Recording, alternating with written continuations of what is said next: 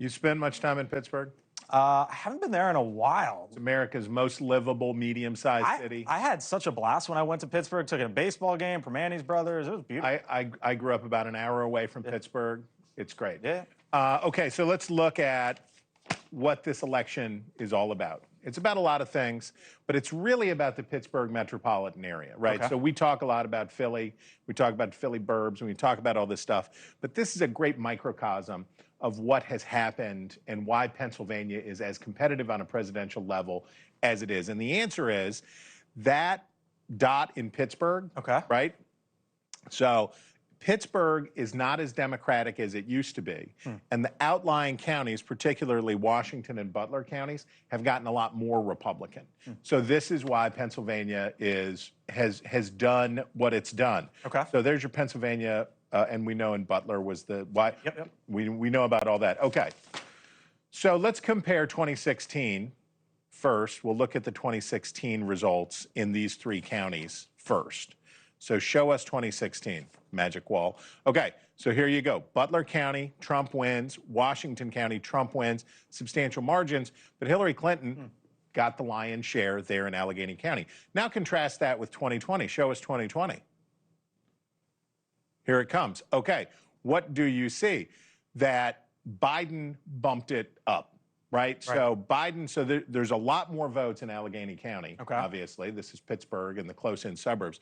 Biden bumps up the number, and he goes from 56 to 59% in Allegheny County, while Trump does improve in Butler and Washington, but it's not enough to compensate for that. So if you look just south of Pittsburgh, that's where my sister Jenny lives. Okay. Hi, Jenny. There you go. Jenny lives just south of Pittsburgh there, down on the south of South Hills in the suburbs there.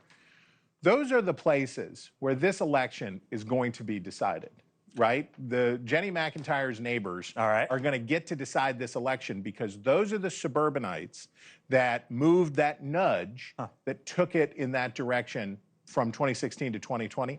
If they're there for Kamala Harris again, then Kamala Harris is going to win. So it really gets down to this. This is really the whole race in microcosm in these three counties. So election night comes, the votes come in from Pennsylvania, Stirewalt sitting there, and you're going through the numbers, and you're going through Allegheny County, and you're looking at Jenny's neighborhood, and you're looking for what? What are the tells there that will say, oh, this is good for Trump or good for Harris? So Pennsylvania, I love you. I love you. But get your act together on the vote counting, right? You got to do better. You got to do better. It's going to take a while. Well, it's going to take a while because here's the thing. Okay. They'll count faster in the burbs, right? Because the precincts are not as dense and the count will go faster.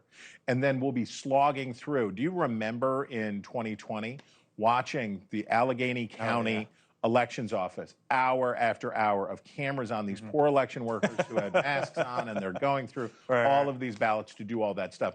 So it's going to take a very, very long time. But we will be able to look in places like Washington County, Washpaw.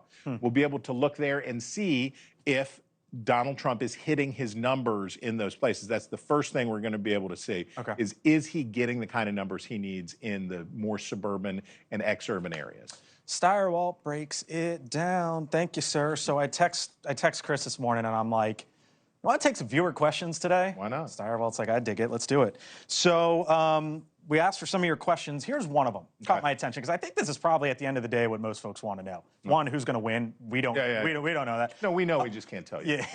We want you to watch. But here's Kai in Minnesota. What can Americans realistically expect after the election if Harris wins, or conversely, if Trump wins? So it doesn't matter as much why somebody wins as much as why they think they won, right? What do you mean by that? So if Joe Biden, there was a clear message to Joe Biden from the electorate in 2020, which was Republicans actually gained seats in the House, Senate stayed basically tied, and he won the presidency, but not by nearly the margin he thought he would. 50-50 up on the Hill, basically. And what's the message? Be cool. Be cool. We need you to be cool.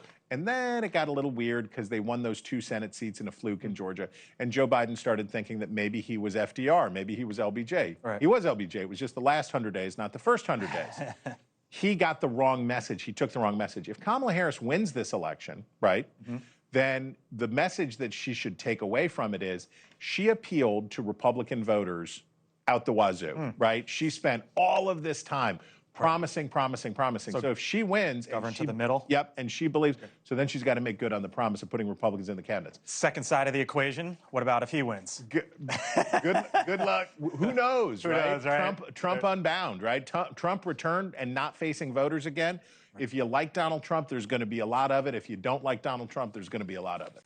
Thank you for watching, and make sure you go to joinnn.com to find NewsNation on your television provider. And don't forget to click the red subscribe button below to get more of NewsNation's fact-driven, unbiased coverage.